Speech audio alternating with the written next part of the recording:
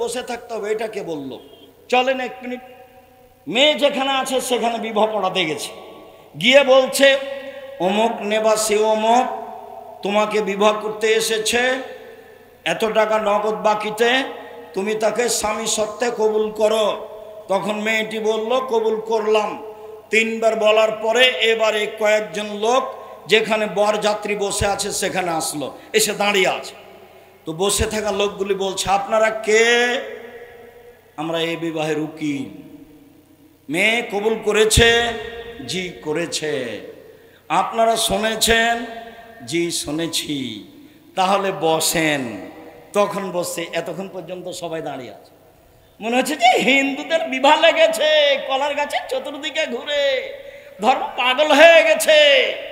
ধর্ম আপনারও এসেছে ইরান থেকে দিল্লিতে, দিল্লি থেকে আস্তে আস্তে জামালপুরে, আস্তে আস্তে উল্টে কি যে হয়ে গেছে।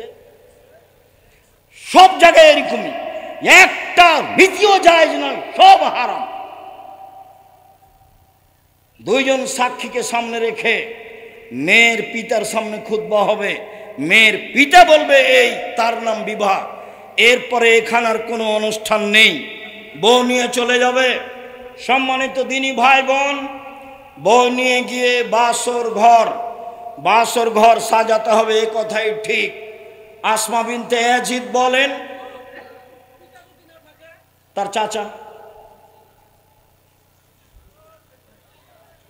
তার দাদা, তার বংশের সিরিয়াল, যদি বাপ চাচা কেউ না থাকে তার ভাই, নইলে তার ছেলে হতে পারে না ভাইজান?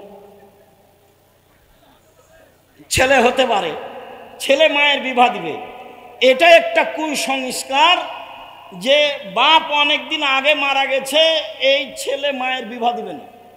আর একটু যদি মা বিবাহের কথা বলে তো সবাই বলে ওঠে মেয়েটা খারাপ, ওর খাসলত খারাপ, এতগুলো ছেলে রেখে মেয়ে রেখে বিবাহ বসতে যাবে। এইটা জায়েজ নয়। ওকে বিবাহ বসার ব্যবস্থা করতে হবে, এটাই ঠিক। প্রয়োজন তার ছেলেরা করবে, প্রয়োজনে তার ভাইয়েরা করবে, এটাই নিয়ম। সম্মানিত দিনী ভাই বোন, আসমা বিনতে ইয়াজিদ বলছেন আমি আয়েশাকে সুন্দরী করে সাজালাম। এক মিনিট আগের অংশ। আয়েশা রাদিয়াল্লাহু তাআলা আনহা বলেন আমি আমার বান্ধবীদের নিয়ে দোলনায় খেলাচ্ছিলাম, হঠাৎ আমার মা বললেন আয়েশা, জোর করে চিৎকার করে ডাকলেন। আমি দৌড়িয়ে আসলাম। খেলার কারণে আমার গায়ে ধুলাবালি কিছু লেগে আছে। আমার মা একটু পানি দিয়ে আমার গায়ের ধুলাবালিগুলো মুছে দিলেন। তারপর একটা ঘরে নিয়ে গেলেন, দেখি সেখানে আনসারীদের মহিলা, তারা আমাকে সুন্দরী করে সাজালেন। কি দিয়ে সাজালেন তা আয়েশা উল্লেখ করেননি। আসমা বিনতে ইয়াজিদ বলছেন আমি আয়েশাকে সুন্দরী করে সাজালাম আল্লাহ রাসূলের জন্য। কি দিয়ে সাজিয়েছেন তা উল্লেখ হয়নি। তবে আবু হুরায়রা রাদিয়াল্লাহু তাআলা আনহু বলেন রাসূল সাল্লাল্লাহু আলাইহি ওয়াসাল্লাম বলেছেন তিবুর রিজালে মা জাহারা রিহুহু ওয়া খাফিয়া লাউনুহু, পুরুষের সুগন্ধি যার গন্ধ পাওয়া যায় দেখতে পাওয়া যায় না, পুরুষের সুগন্ধি যার গন্ধ পাওয়া যায় দেখতে পাওয়া যায় না, মহিলাদের সুগন্ধি যা দেখতে পাওয়া যায় গন্ধ পাওয়া যায় না, মহিলাদের সুগন্ধি যা দেখতে পাওয়া যায় গন্ধ পাওয়া যায় না। একজন মহিলা রাসূলের হাতে একটা পত্র দিল, আল্লাহ রাসূল পত্রটা নেওয়ার সময় হাতটা টেনে নিলেন না, দিয়ে বললেন কি ব্যাপার? আয়াদু রাজুলিন ইমরা, এই হাত মহিলার না এই হাত পুরুষের? মহিলাটি বলল আমি মহিলা মানুষ, এটা মহিলার হাত। তখন আল্লাহ রাসূল বললেন তাহলে তোমার হাতটা তুমি মেহেদি দিয়ে পরিবর্তন করনি কেন? তার মানে মেয়ের হাতে মেহেদি দিতে হবে, মেয়েরা হাতে মেহেদি দিতে বাধ্য। হাতের নখে তো দিতে হবেই, পায়ের নখেও মেহেদি দিতে হবে। রাজশাহী চাঁপাইনবাবগঞ্জের মেয়েরা পায়ে মেহেদি দেয় না কেন? ওরা বলছে আল্লাহর নবী দাড়িতে মেহেদি দিয়েছিলেন, তো যেই জিনিস আল্লাহর নবী দাড়িতে দিয়েছেন সেটা আমরা পায়ে দিতে পারি কিভাবে? কথাও তো ঠিক, আল্লাহ রাসূল তো দাড়িতে দিয়েছেন মেহেদি, এ কথাই তো ঠিক। তবে আল্লাহ রাসূল বলেছেন মেয়েরা যখন ঋতু হাইজ থেকে পবিত্র হবে তখন তারা লজ্জা স্থানে আতর ব্যবহার করবে। তো লজ্জা স্থানে আতর ব্যবহার করতে বলছেন আল্লাহ নবী, তো আল্লাহ নবী আতর তো গায়ে লাগান। এবার তাহলে রাজশাহী চাঁপাই নবাবগঞ্জের এটা কুসংস্কার, খারাপ নীতি। জামালপুরে এই নীতি আছে কিনা আমি জানি না। মেয়েরা হাতে মেহেদি দিবে, পায়ে মেহেদি দিবে, যেখানে যেখানে মেহেদি লাগালে ভালো লাগবে সেখানে সেখানে মেহেদি দিবে। তাদের সুগন্ধি যা দেখতে পাওয়া যায়, গন্ধ পাওয়া যায় না।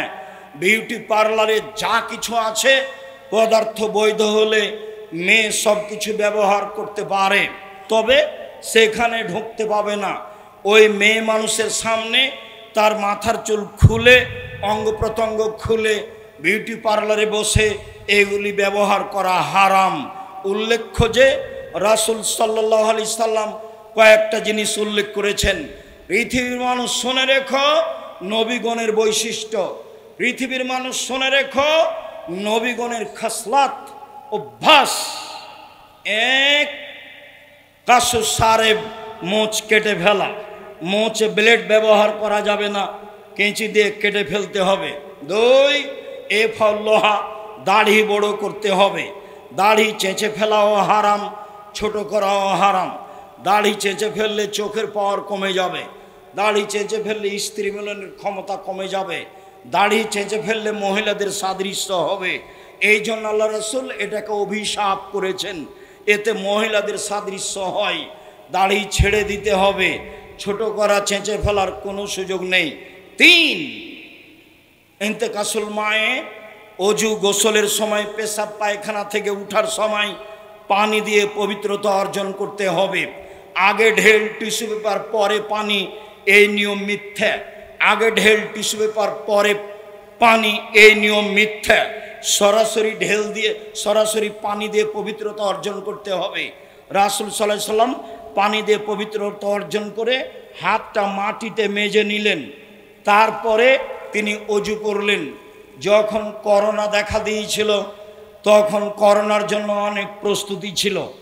আমি গেছি ব্যাংকে, ম্যানেজার সাহেব সামনে চেয়ারটা রাখেননি, যে ভাইজান চেয়ারটা কি হলো? আপনি তো কথা মানবেন না, এখানে বসলে অসুবিধা আছে ভাইজান। আচ্ছা ঠিক আছে, আমি দূরেই বসছি।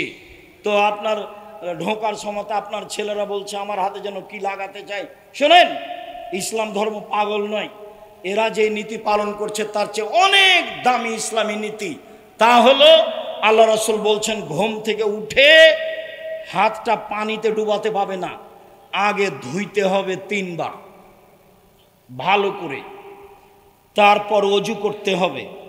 অজুর সময় কবজি পর্যন্ত 3 বার ধুইতে হবে, তারপর মুখে পানি দিতে হবে। মানে এই হাতে পানি নিয়ে মুখে দিতে হাতকে এত প্রস্তুতি নিতে হচ্ছে। প্রথমে ঘুম থেকে উঠে ধুইতে হয়েছে ভালো করে, আবার অজু করার সময় 3 বার কবজি পর্যন্ত ধুইলাম। এই ছেলে দেখো তো, এই ছেলে,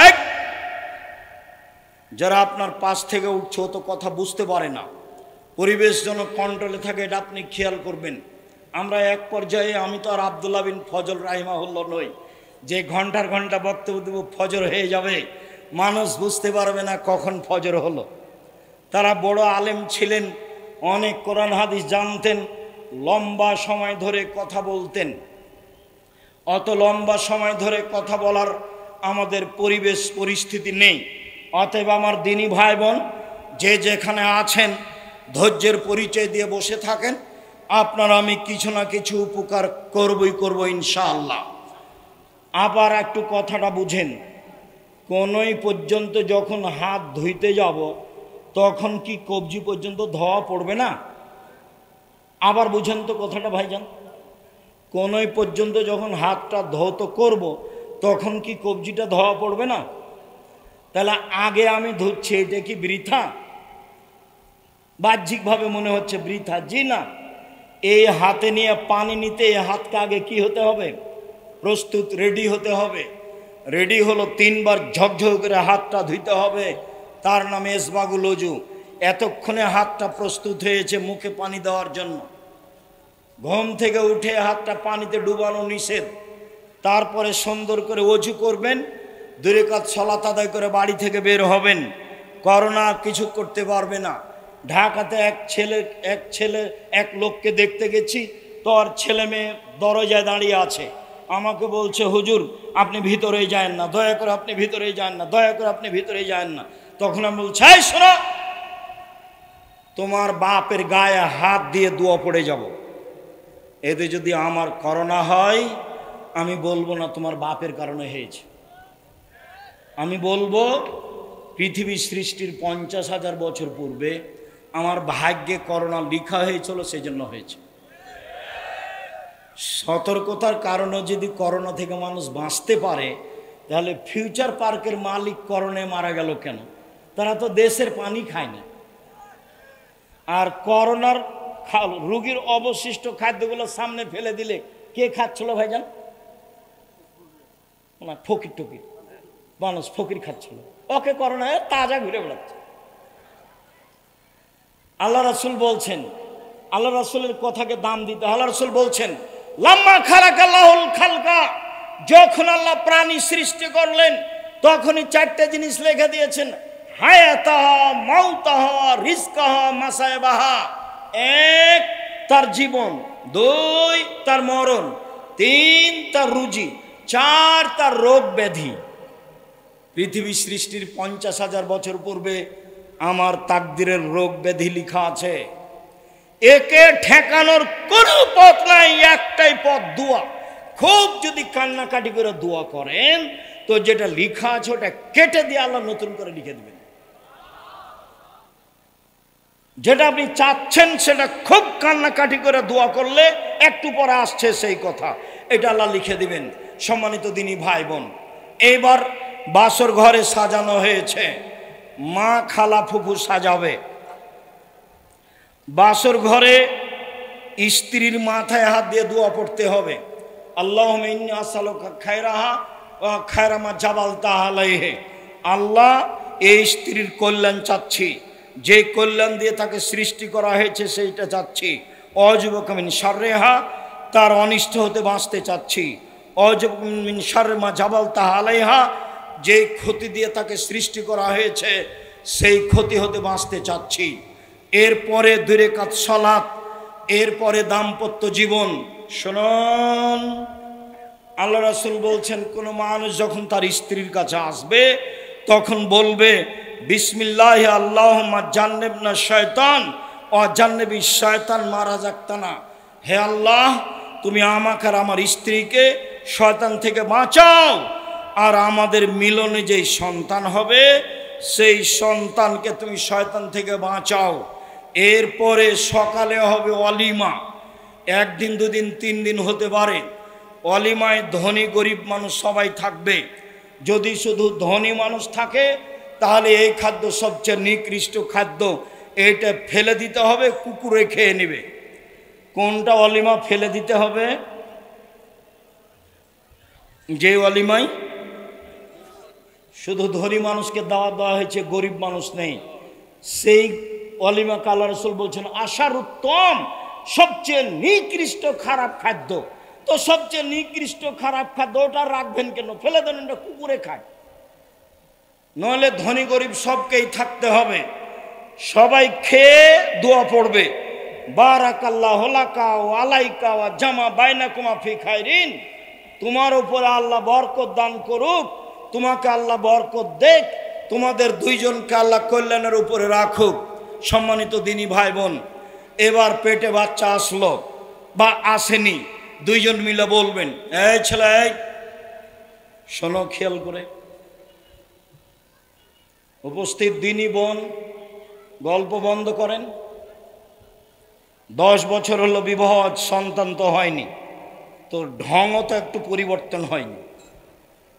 কথা বলছেন কেন? এসে চলে গেলেন কেন? আমি তো আপনার জন্য এসেছি, আর অনেক পথ অতিক্রম করে এসেছি, আবার অনেক পথ অতিক্রম করে যাব, গিয়ে ক্লাসে বসবো ইনশাআল্লাহ। এভাবেই দিন কাটছে। আমি আপনার জন্য এসেছি। এখন আপনি বলবেন, রব্বে হাবলি মিন লাদুনকা যুরিয়াতান তাইয়্যিবা ইন্নাকা সামিউদ দুআ। হে আল্লাহ, তুমি আমাকে একটা সুসন্তান দাও, তুমি তো দোয়া কবুল করো। রব্বে হাবলি মিন লাদুনকা যুরিয়াতান তাইয়্যিবা, হে আল্লাহ, তুমি আমাকে একটা সুসন্তান দাও, তুমি তো দোয়া কবুল করো। দিন যায় রাত্রি যায়, পেটে বাচ্চা আসলো, বাহিরে যাবেন না, হাটে বাজারে যাবেন না, ল্যাংটা ছবি দেখবেন না, যা কিছু খারাপ দেখবেন এই বাচ্চার উপরে সেই প্রতিক্রিয়া যাবে। কাজেই স্বামীর সাথে কক্সবাজার বেড়াতে যাবেন না, পেটে বাচ্চা আছে। আপনার ওই এতে যাবেন না, চিড়িয়াখানায় যাবেন না, বাজারে যাবেন না। দেবর আছে, ভাসুর আছে, শ্বশুর আছে, বাপ আছে, গ্রামবাসী আছে, ভাতিজারা আছে, ভাইয়ের ছেলে আছে, বোনের ছেলে আছে, কত মানুষ আছে আপনার বাজার করার জন্য। আপনি কেন বাজারে যাবেন? এদেরকে বললেই তো বাজার করে দেয়। কথা বোঝা যায়নি মনে হয়। আপনি পেটে বাচ্চা নিয়ে বাইরে যাবেন না। শুনুন, আকাশে চন্দ্রগ্রহণ, এখন পেটে বাচ্চা আছে, তাই শাশুড়ি বলছে, মায়ে বলছে শুয়ে থাক, কোথাও যাস না, কোনো কাজ করিস না, কোনো কাজ করিস না, সূর্য চন্দ্রগ্রহণ লেগেছে, বাচ্চার ক্ষতি হয়ে যাবে।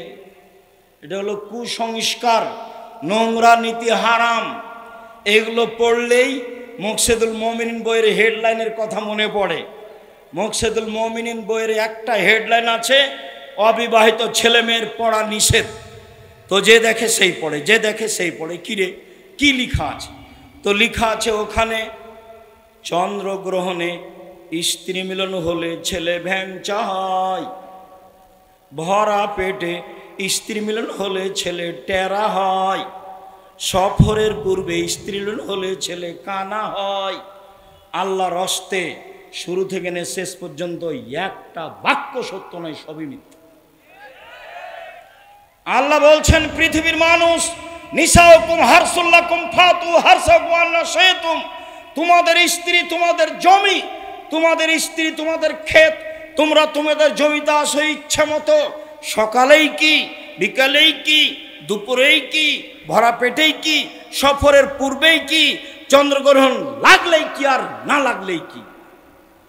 এটা হলো কুসংস্কার। হেডলাইনে যা লেখা আছে, হেডলাইনের নিচে সবই কোরআনের আয়াতের বিরোধী।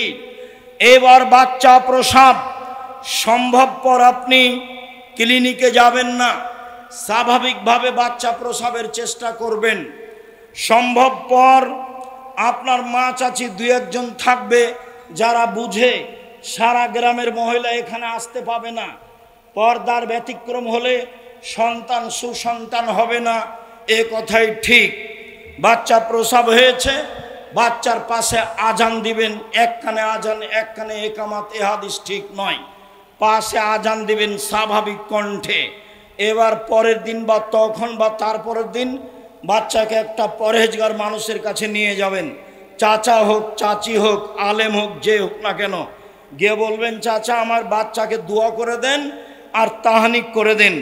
তখন তোমার চাচা একটা খেজুরের একটা অংশ মুখে নিয়ে খুব ভালোভাবে চাবিয়ে পানি পানি করে হাতের আঙ্গুলে নিয়ে জিবার মাঝামাঝিতে দিয়ে দিবে, আঙ্গুলটা ঢুকিয়ে দিয়ে মাথায় হাত দিয়ে দোয়া পড়বে, আইজাকুমুল্লাহ বিকালিমাতিল্লাহি তাম্মা মিন কুল্লি শাইতানিন হাম্মা ওয়া মিন কুল্লি আইনিন লাম্মা। এই দোয়া পড়বে।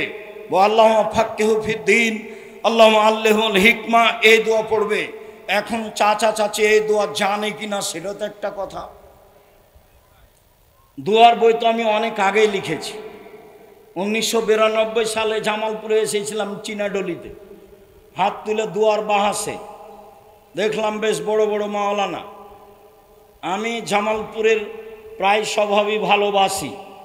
ইতিপূর্বে যত বাহাসে বসেছি সব জায়গায় গণ্ডগোল, শুধুমাত্র জামালপুর চীনাডলির সেই বাহাসে কোনো গণ্ডগোল ছিল না। যারা উপস্থিত ছিলেন সব